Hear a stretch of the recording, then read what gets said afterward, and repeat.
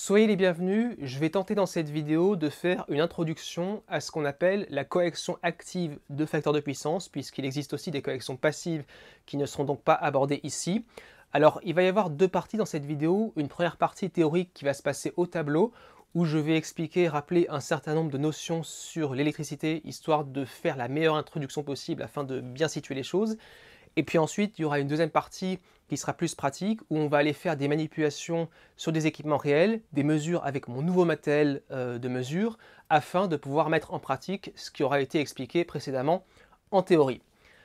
Alors on va d'abord ici expliquer ce que c'est qu'un facteur de puissance, ou le rappeler, qu'est-ce que c'est que cette notion-là.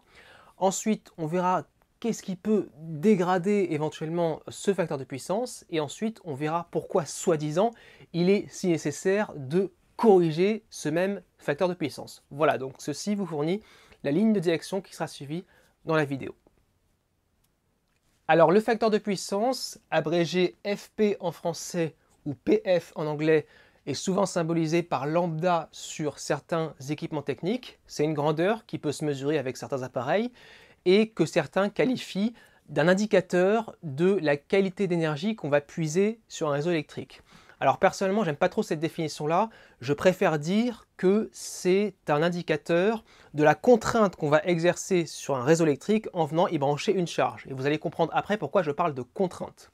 Alors cette notion-là concerne uniquement les réseaux alternatifs, qu'ils soient monophasés ou triphasés. Mais ici, on ne parlera que du monophasé, mais ce qui est dit là pourra être transposé bien sûr au triphasé. Comme vous le savez sûrement déjà, le secteur monophasé est censé délivrer, donc dans les prises par exemple, une tension de forme purement sinusoïdale. Et au niveau de cette tension-là, on va venir brancher différentes charges, différents récepteurs qui vont à ce moment-là appeler un certain courant au niveau de la ligne.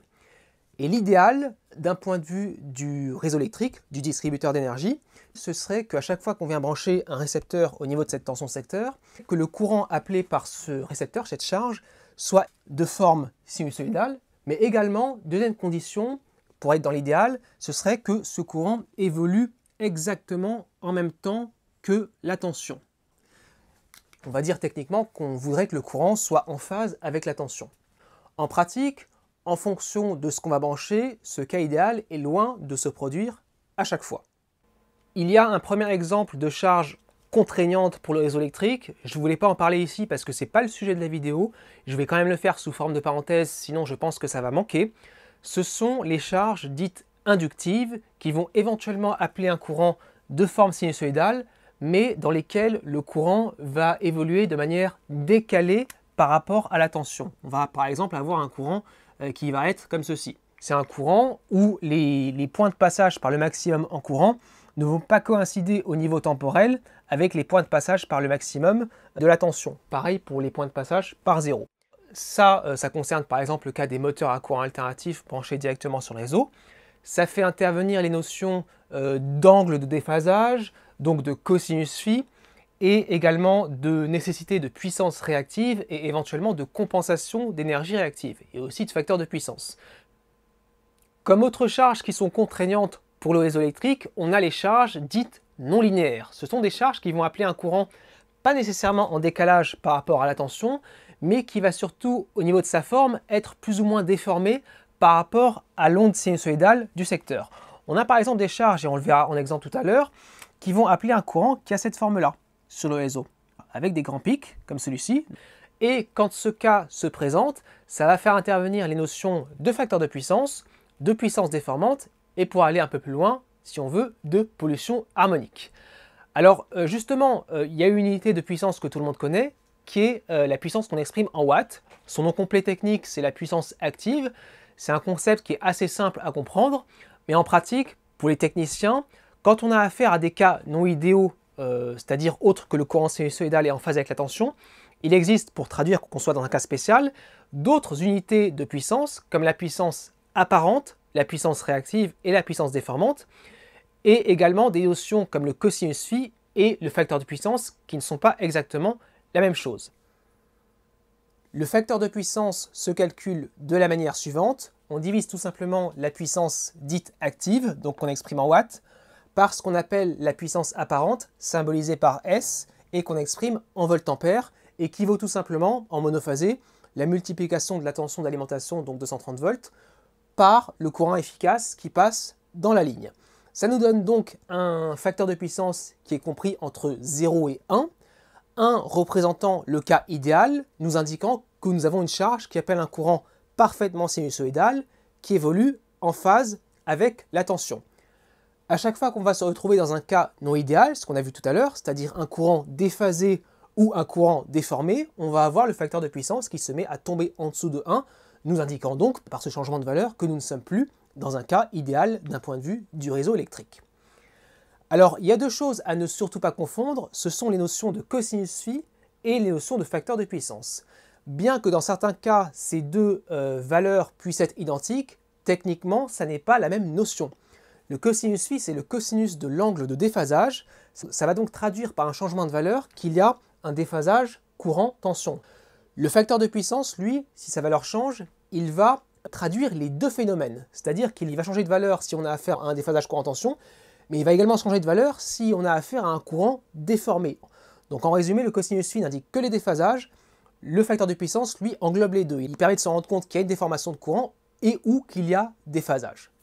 Donc n'amalgamez surtout pas les deux. On va maintenant voir pourquoi notre distributeur d'énergie électrique tient tant à ce qu'on ait un très bon facteur de puissance. Alors pour faire comprendre ça, je vous propose de comparer deux usages de l'électricité qui vont fournir exactement le même service, c'est-à-dire la même puissance active. On va comparer deux cas où nous avons à chaque fois 600 watts de puissance active consommée. Dans le cas de gauche, ça va être avec un très bon facteur de puissance, égal à 1, le maximum possible, et dans le cas de droite, avec un facteur de puissance beaucoup moins bon, qui est tombé à 0,6 par exemple, pour cause de courant, admettons, déformé sur la ligne. Alors qu'est-ce que tout ça va changer?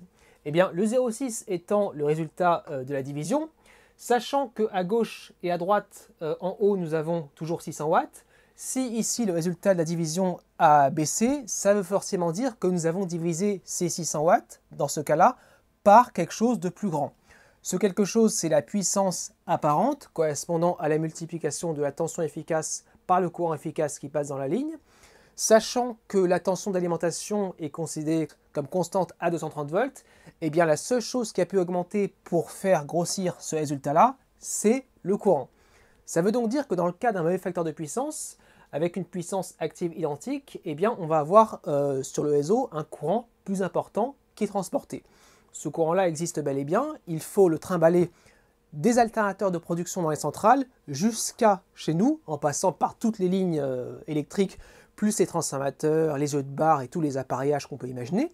Donc ça dérange le réseau électrique, ce courant plus grand, parce que il faut pouvoir le transporter, il faut que les sections de câbles soient adaptées, que les puissances apparentes des transformateurs soient adaptées.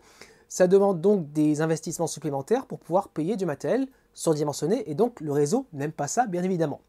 Il faut savoir aussi que bien sûr un courant plus important transporté, ça occasionne plus de pertes joules sur le réseau qui, elles, vont devoir bel et bien être produites par les centrales électriques.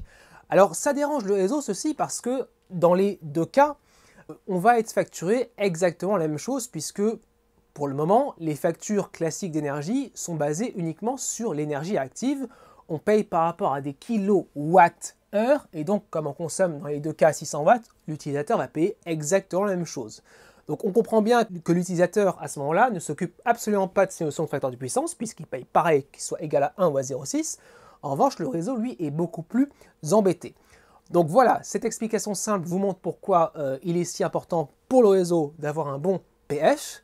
En pratique, il faut savoir que la circulation, je fais une petite parenthèse, la circulation de courants déformés sur le réseau entraîne ce qu'on appelle de la pollution harmonique. Ce sont des courants qui circulent à des fréquences beaucoup plus élevées que le 50 Hz et qui peuvent poser tout un tas de problèmes techniques. Voilà, mais on va faire court, cette explication-là fournit déjà la base. À ce stade, on pourrait se demander quel type de charge pourrait tirer sur le réseau un courant déformé. Alors ce cas va typiquement se présenter à chaque fois qu'on va avoir affaire à des alimentations qui comportent de l'électronique, donc les alimentations découpage, les lampes à LED ou les lampes fluo compactes par exemple. Pourquoi? Eh bien parce que si vous démontez une alimentation découpage en principe, en faisant bien attention, la première chose que vous allez trouver après son entrée secteur, ça va être un pont de diode de redressement suivi de condensateurs de filtrage-lissage et cet étage va donc servir à convertir le secteur en continu, à peu près 325 volts continu ici. Ce continu va ensuite être dans l'application encore converti en autre chose. Ce n'est pas le sujet bien sûr ici. Cette autre chose peut être plus ou moins compliquée. Et pour simplifier ici, on a représenté l'usage par une résistance de puissance. Alors à l'entrée d'un montage comme celui-ci, le courant va avoir à peu près cette forme-là, c'est-à-dire des pics. Et je vais expliquer pourquoi le courant est aussi déformé. Alors au niveau du condensateur que nous avons ici, on dit qu'on a une tension continue, en vérité elle n'est pas exactement strictement continue, elle va ressembler à peu près à ça, si on place le 0 là, c'est une tension qui va tourner autour des 325 volts en moyenne.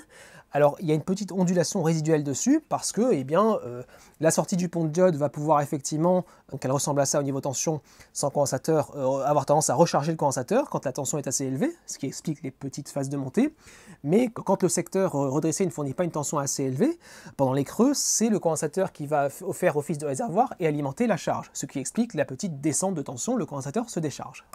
Donc le condensateur a cette forme de tension-là, et en fait, le condensateur ne va pouvoir être rechargé par la sortie du pont de diode que pendant certaines phases extrêmement courtes. Pourquoi? Eh bien en fait parce que la sortie du pont de diode ne va pouvoir injecter du courant pour charger le condensateur que, pour faire simple, si la tension qui se présente ici en instantané est supérieure à la tension qui existait déjà aux bornes du condensateur. Pour faire simple, c'est une question d'écluse, il faut qu'ici il y ait une tension plus élevée pour qu'il puisse y avoir injection de courant et charger le condensateur.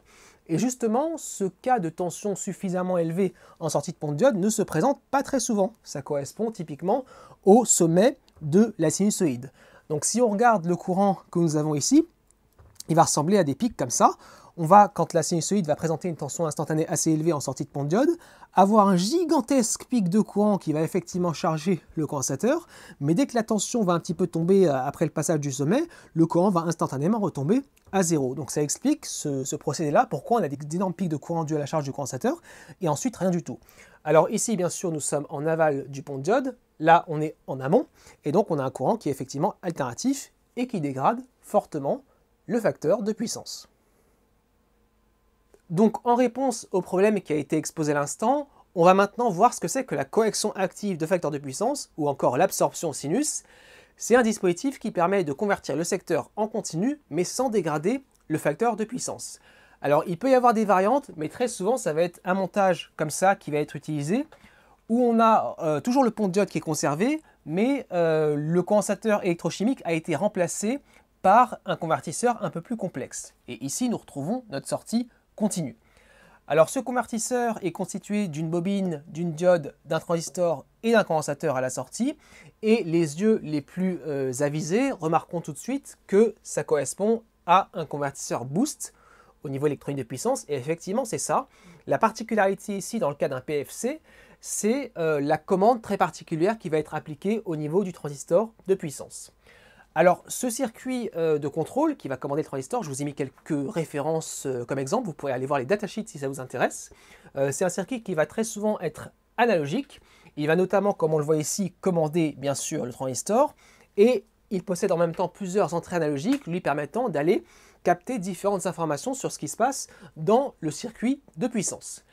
Il y a par exemple pour commencer une première entrée analogique qui est ici, et qui va permettre, via un pont diviseur atténuateur, au circuit de mesurer la tension de sortie, et ça va permettre d'ajuster la commande du transistor de manière à maintenir la tension de sortie constante. Jusqu'ici, c'est un asservissement classique de tension qu'on rencontre, comme d'habitude, dans n'importe quelle alimentation, ou presque, à découpage.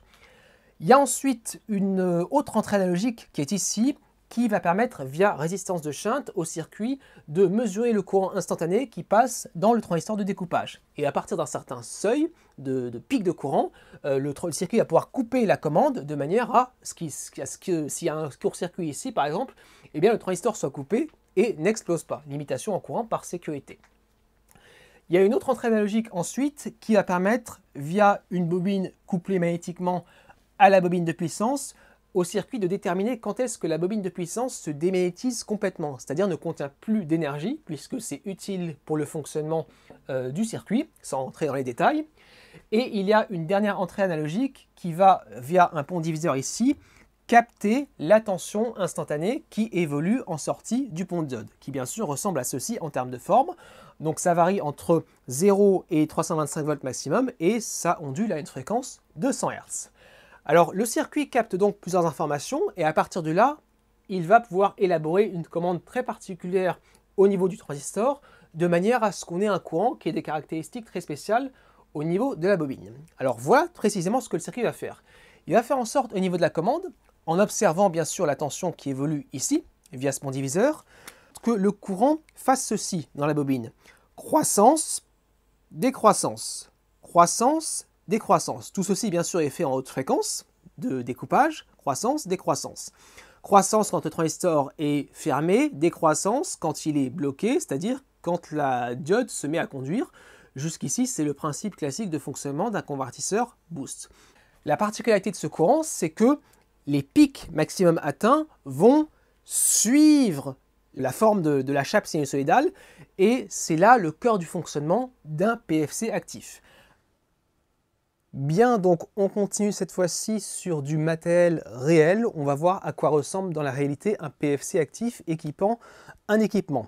Alors pour l'exemple, je vous ai choisi ce ballast électronique pour tube fluorescent. Donc d'un côté, on vient alimenter avec le secteur et de l'autre, on ressort sur les tubes fluorescents. Alors ce modèle-là est doté d'un PFC actif, on va le voir. Alors sans le démonter, on peut s'en douter parce qu'il porte une indication lambda, donc facteur de puissance, comme étant égal à 0,96. Donc pratiquement égal à 1. Quand il est aussi élevé, on peut penser que c'est un PFC de type actif qu'il y a dedans. Il y en a un, c'est pratiquement sûr, mais on peut penser qu'il n'est pas de type passif. Voici le même ballast électronique, mais démonté.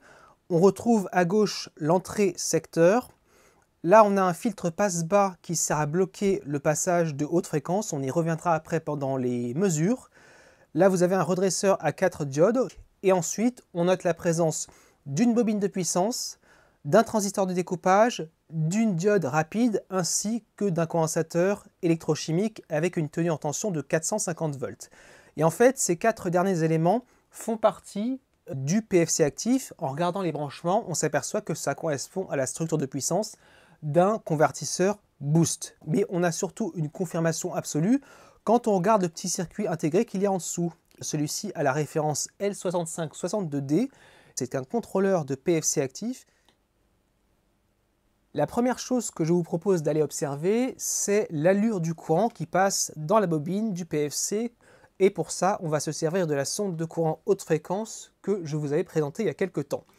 Donc au niveau du ballast, j'ai sorti un fil ici qui correspond à une des spires de la bobine et ça me permet de venir brancher la sonde de courant.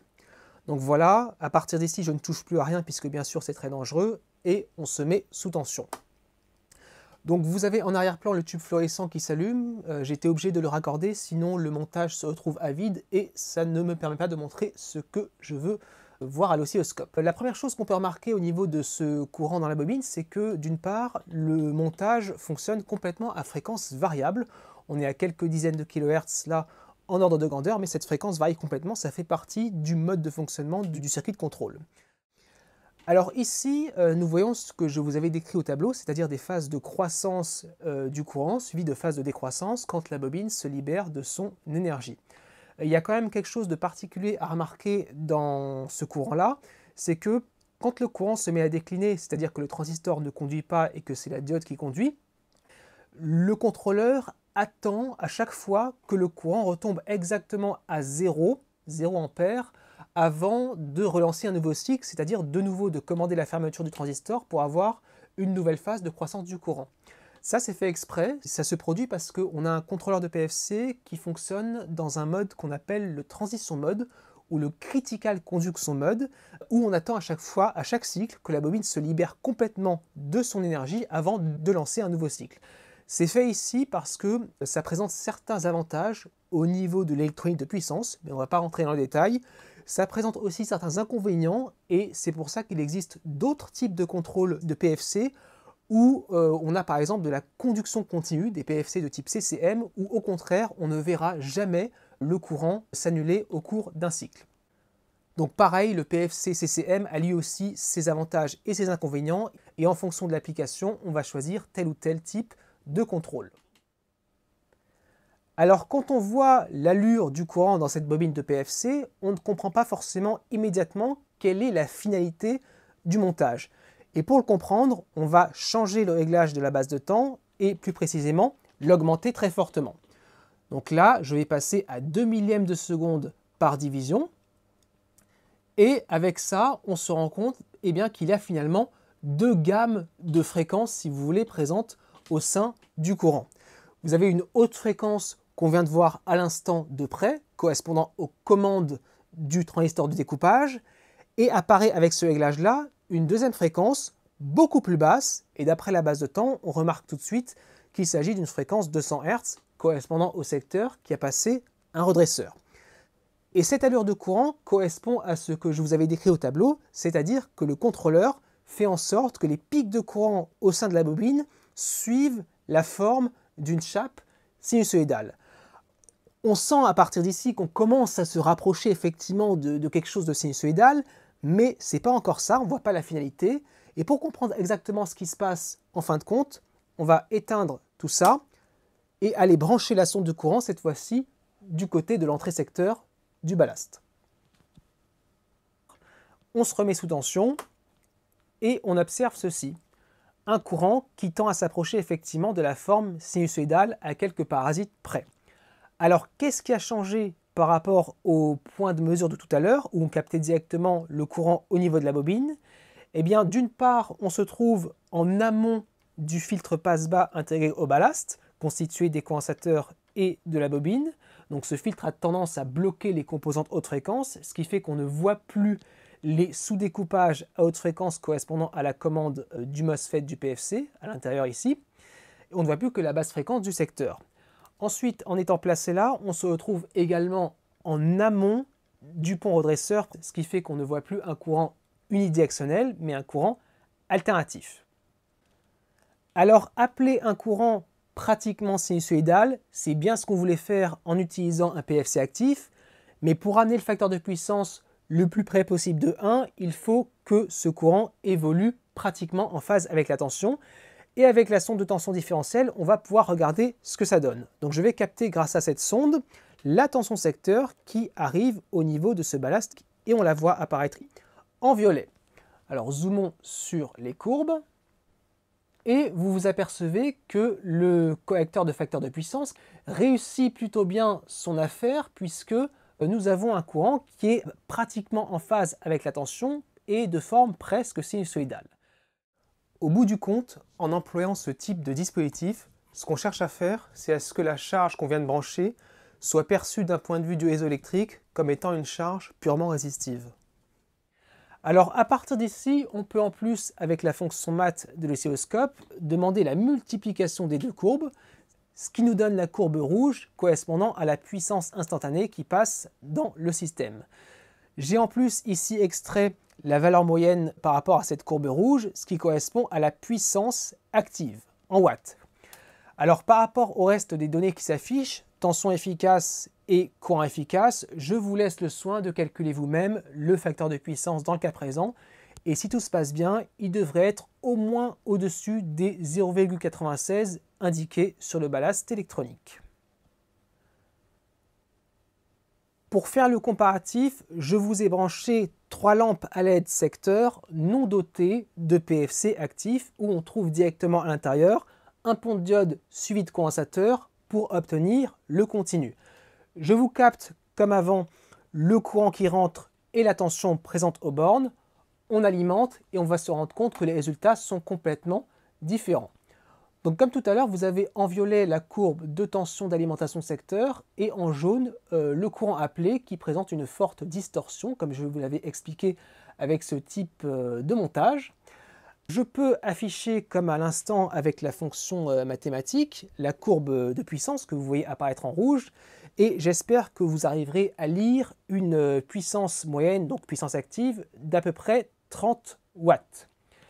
Alors, je vous laisse le soin, comme tout à l'heure, de faire le calcul du facteur de puissance. Habituellement, avec ce type de montage-là, on se trouve avec un facteur de puissance entre 0,5 et 0,6. Alors, j'ai fait exprès de prendre des lampes à LED qui appellent une puissance active à peu près équivalente à ce qu'on avait tout à l'heure avec le ballast électronique pour que vous puissiez vous rendre compte qu'à puissance active pratiquement identique, nous appelons sur la ligne un courant efficace de valeur nettement plus importante, comme je l'avais expliqué en théorie.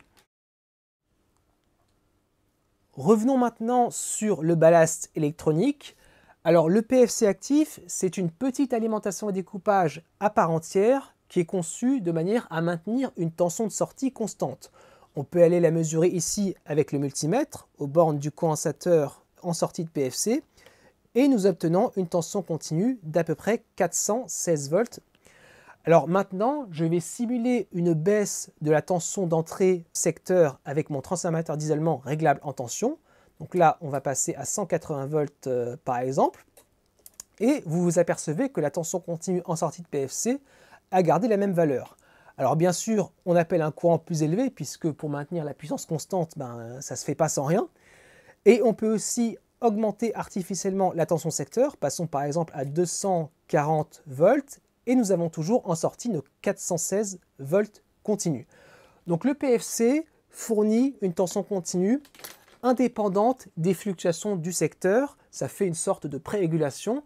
Et ça peut être très avantageux, voire indispensable, selon l'application qui se retrouve branchée en aval du PFC actif.